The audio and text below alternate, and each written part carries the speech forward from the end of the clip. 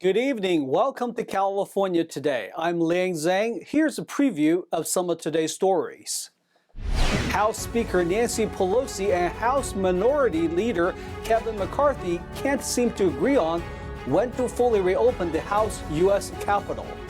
One wants to open this coming January, but the other described the plan as intimidation. Gubernatorial election results show Newsom held on to his governor's seat, though it's the lowest percentage of votes of a Democratic candidate since over a decade ago for California. Twitter's new boss sure is busy. Elon Musk says he works every day of the week for the sake of the business. House Minority Leader Kevin McCarthy is calling for a plan to reopen the entire Capitol complex next January. That's when he presumes Republicans would take control of the House of Representatives. The Capitol building hasn't been fully open to the public since the COVID shutdown in March 2020. McCarthy stressed the citizens' constitutional right to petition the first branch of government. But a spokesman for House Speaker Nancy Pelosi described his order as intimidation, calling it a desperate attempt to divert voter attention from GOP performance in the elections. Control of the House is still up in the air after the midterm elections. Currently, 19 contested seats remained undecided. Republicans need to flip 7 of those seats to control the House. In the midterm election for governor of the Golden State, results show incumbent Gavin Newsom has the state's closest race since 2010. NTD's David Lam has the details. As of Monday, preliminary election results show Governor Gavin Newsom leading the gubernatorial race over State Senator Dahle, 58.3% to 41.7%. California Globe reports that half of the votes are in. If the current percentages between Newsom and Dahle continue to sit at 58 to 41%, Newsom will have the lowest percentage for a Democratic candidate since 2010, and Dahle the highest for a Republican since the 2006 re-election of Arnold Schwarzenegger. This is the closest battle for the state's race for governor since over a decade. Back in 2010, former Governor Jerry Brown, a Democrat, defeated Republican challenger Meg Whitman 53.8% to 40.9%. In 2014, that range widened, with Brown re-elected over Treasury Department official Neil Kashkari 60% to 40%. And in 2018, Lieutenant Governor Gavin Newsom won a 61.9% to 38.1% race against businessman John Cox. Governor Newsom's recall election in 2021 resulted in 61.9% of voters choosing for him to stay in office. The 2022 midterm election ballots continue to be processed, with the election results to be certified by December 16th. Elon Musk says he has been extremely busy since becoming the new CEO of Twitter. He says he works 7 days a week from morning until night, has been trying to make Twitter a successful business. Here's NTD's Sean Marshall with the details. Elon Musk has a lot going on. How much? Too much, according to him. I have too much work on my plate, that is for sure. I mean, I'm really working at the absolute most amount that I can work from morning till night, 7 days a week. So this is not something I'd recommend, frankly. That was Musk speaking by video link to a business conference on the sidelines of the G20 summit in Bali. Musk's attempts to turn Twitter into a successful business is taking up the rest of his free time. He appears to be relentless in his recent firing of 4,000 of its 5,500 contract workers. That's on top of the 3,700 staff workers that were already let go earlier this month. Now Musk's advertising his own satellite internet company, Starlink, using his social media company. But why not? Seems like a very convenient combination of businesses. In a Q&A about advertising and the future, Musk shared information on his strategy for Twitter. At a high level, Twitter needs to be useful to advertisers in both the short term in driving demand and in the long term hence the brand safety. But I mean, at the end of the day, it's short-term and long-term demand is kind of what it comes down to. So drive sales in the short term and protect the demand in the long term. Twitter, which generated more than 90% of its second quarter revenue from ad sales, has seen advertisers flee on fears that Musk would change the company's content moderation rules. Companies including General Motors, General Mills, and Volkswagen paused advertising on the platform after Musk acquired it last month. He also raised the possibility of Twitter going bankrupt days before disclosing that the platform had seen a massive drop in revenue, and blamed activist groups pressuring advertisers. Just to show the power of Musk's comments and actions, Tesla shares fell about 2% in pre-market trading after he made his "too much work on his plate" comment. Sean Marshall, NTD News. One sheriff's department in Northern California would no longer be patrolling the county during the day. This is due to a prolonged staffing shortage. The Tehama County Sheriff's Office announced last week its officers will no longer be patrolling the county during the day due to, quote, a catastrophic staffing shortage throughout the agency. According to the announcement, they have had difficulties with employee recruitment and retention for the past several years. They said they have spoken to the Board of Supervisors for years, but the board has delayed and allowed too many good employees to leave. Tehama County Sheriff's employees' morale is lower than I have ever seen in my 31-year career. Many Tehama County Sheriff's employees are seriously underpaid and seriously underpaid compared to our surrounding allied and state and local agencies. In addition to low retention rates, Henkrat said budget cuts would have other negative impacts like the ability to respond to dangerous situations. Just this last Sunday, we had an hours-long standoff in Corning with a subject who was armed and trying to commit suicide by cop. Wednesday, we had another 2-hour-long standoff with a subject who was attempting to commit suicide by cop. And on Saturday, we had an active shooter at the Walmart distribution center, which claimed one innocent life and has done irreparable damage to others. This county is not excused from crime just because it only has about 60,000 people. We're just as prone to the evils of Los Angeles, Sacramento, and the Bay Area. However, those incidents are compounded on the few employees that we have left.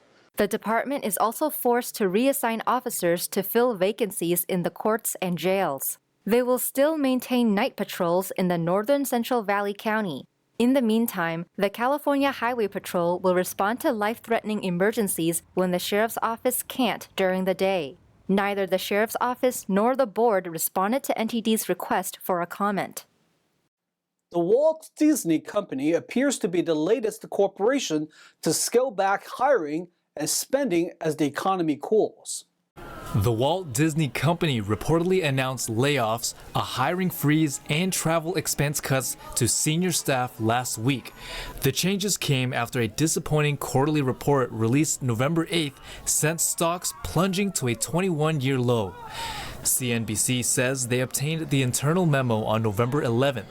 Disney CEO Bob Chapek reportedly wrote, "We are limiting headcount additions through a targeted hiring freeze." He added that the company would, quote, look at every avenue of operations and labor to find savings, and we do anticipate some staff reductions as part of the review. According to the memo, the cuts are expected to help the company realize profits for its streaming service Disney Plus in 2024 and make the company more efficient and nimble. NTD could not immediately verify the memo as Disney representatives did not return a request for comment by airtime. Disney reported losses doubled to $1.47 million from July to September this year in the company's direct-to-consumer division. The company cited a reduction in advertising sales also contributed to the downturn. Netflix, Twitter, and Facebook's parent company Meta are among many companies to also announce job cuts this year. We are going to take a short break, but here's a look at what we got for you when we come back. Some much-needed rain brought a bit of a relief to parts of Southern California. The early winter storm improved parts of the region from extreme to moderate drought. A Southern California school district removed content from its website regarding anti-racist language. That change came after parents called out the text. 9 months ago, ballet dancers who were in Russia during the war have fled, leaving much of their belongings. Now they're reunited in California for a performance in Costa Mesa. That and more on California Today.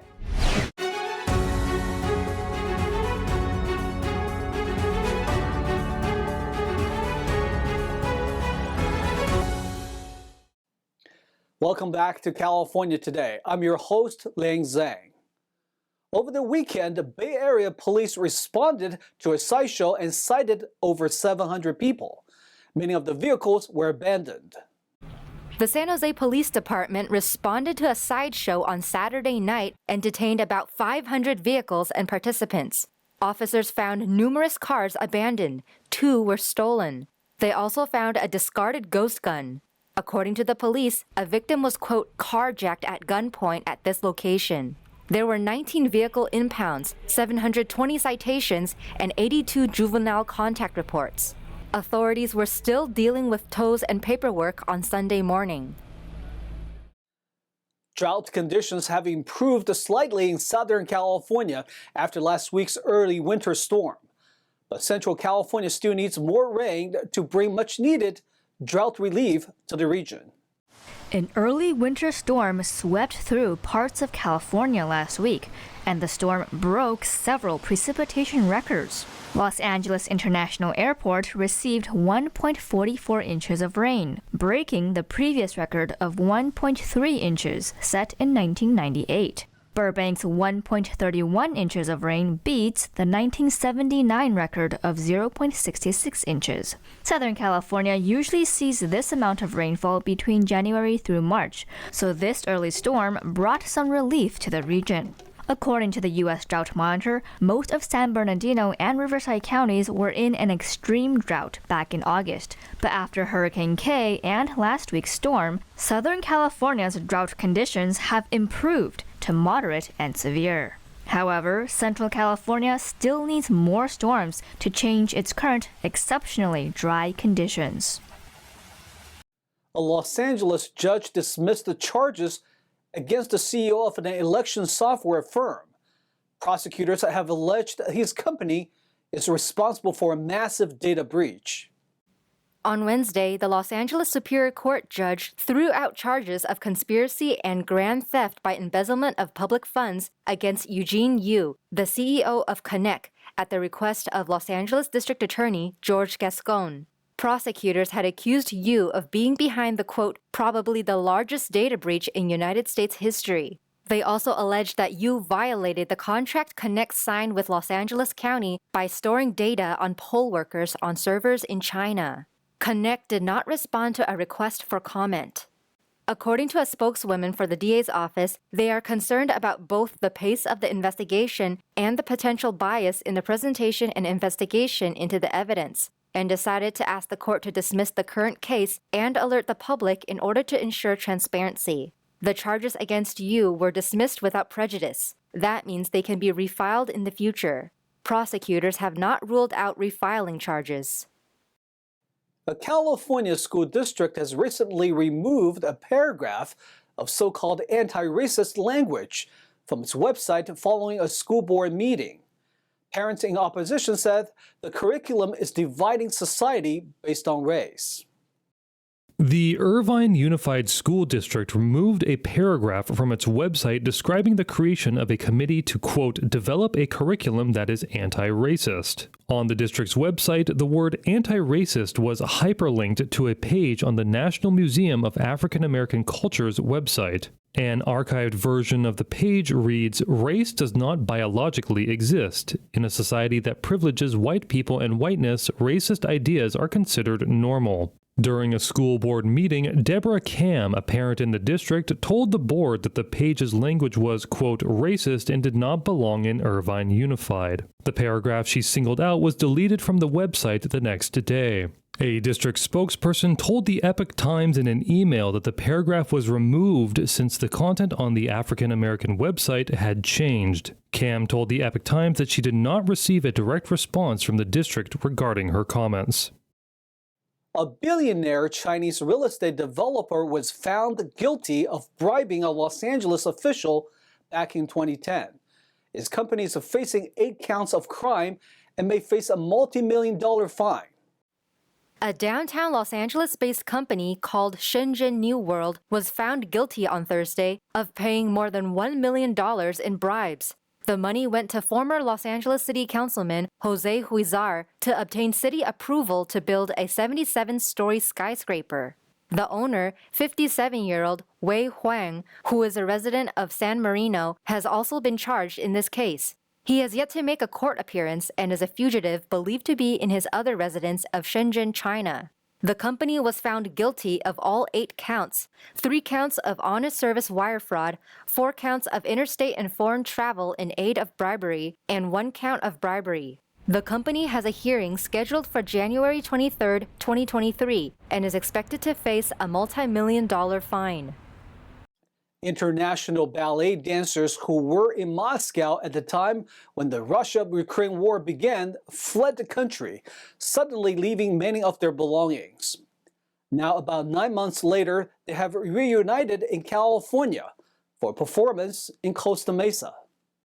When Russia invaded Ukraine in late February, it had a knock-on effect to the Russian ballet industry. Top international ballet dancers from prestigious companies like the Bolshoi made the difficult decision to leave Moscow.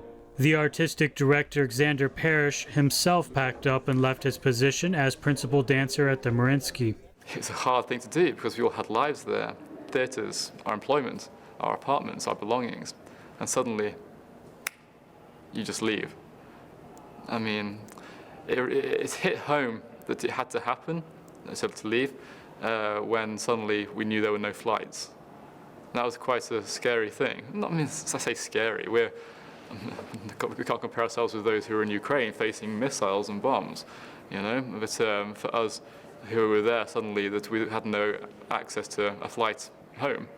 The group performed Reunited in Dance at the Renee and Henry Segerstrom Concert Hall in Costa Mesa on Saturday. Each of us here in this group has an absolutely unique story, but tied together by a thread through this shared experience of leaving Russia and having had what we loved there and now having to leave it behind, but now coming back together. It's like a full circle. We had what we had to leave it, and now we're reunited again together to perform and to share what we love with the audience here. It's that's what makes it special. It's the group of people who are together. American Adrian Blake Mitchell and his Slovakian girlfriend Andrea Lasakova also fled Moscow. Mitchell said they found themselves in, quote, extremely uncomfortable and worrisome circumstances.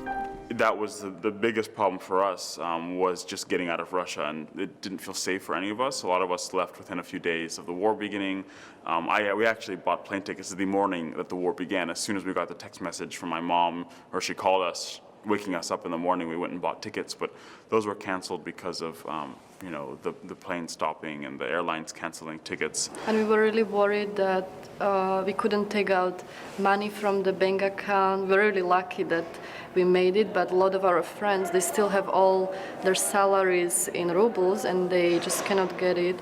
And we're also able to get a shipping company to come to our house and pack everything and ship it to Amsterdam, which is still there till now. Yeah, we're still waiting where we're going to settle. Yeah. They said they were really lucky to get out of Russia and feel the shared experiences of the dancers will be tangible when they dance together.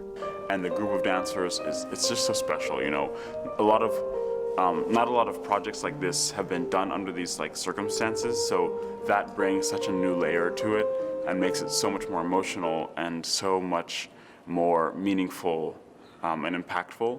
So it's really a great feeling. Christine Shevchenko has been affected by Ukraine in a different way from her fellow dancers. She was born in Odessa, Ukraine, but her family moved to the United States when she was young. She petitioned to be part of the production because of her love for her homeland.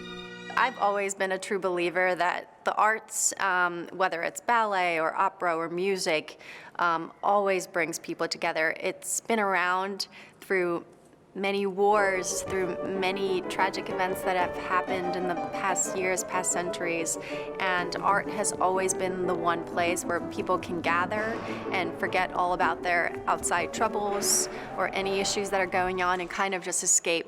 Parrish also believes that ballet can heal, saying, quote, "I hope the arts really can be a part of the process of healing and reconciliation because ballet, especially in that part of the world, Ukraine, Russia, it's shared love and it's a passion between them both, and so I hope it will be used for good."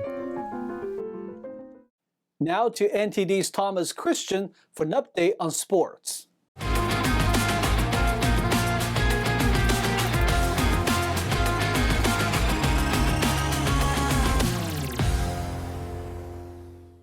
I'm Thomas Christian, giving you the California Today Sports Roundup. In a battle of backup quarterbacks, Arizona dropped Los Angeles into last place in the NFC West with a victory at SoFi Stadium. For the Rams, starting quarterback Matthew Stafford did not play because of a concussion, and his counterpart Kyler Murray was out with a hamstring injury for the Cardinals. Colt McCoy, who was 2-1 as a starter last season when Murray was sidelined with a high ankle sprain, completed 26 of 37 passes for 238 yards and a touchdown.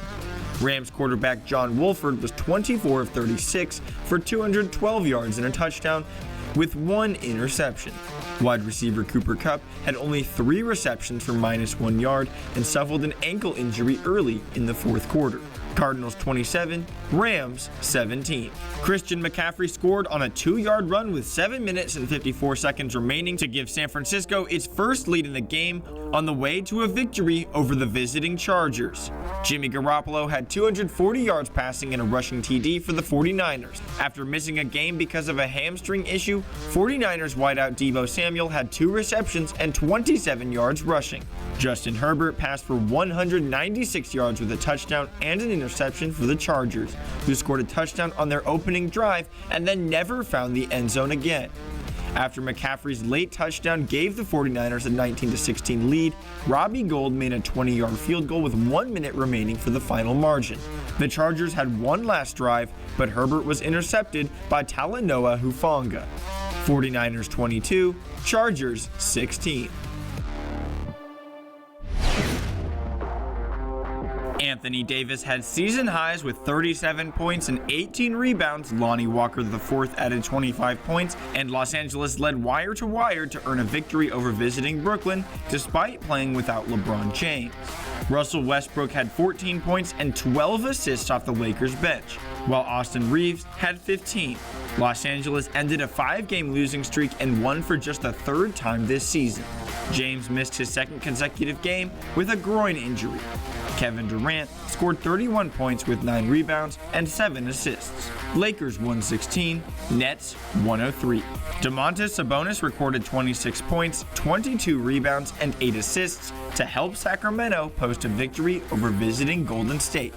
De'Aaron Fox contributed 22 points, 8 assists, and 3 steals, while Keegan Murray had 21 points and another 3 steals as Sacramento defeated the Warriors for the first time in 3 meetings this season.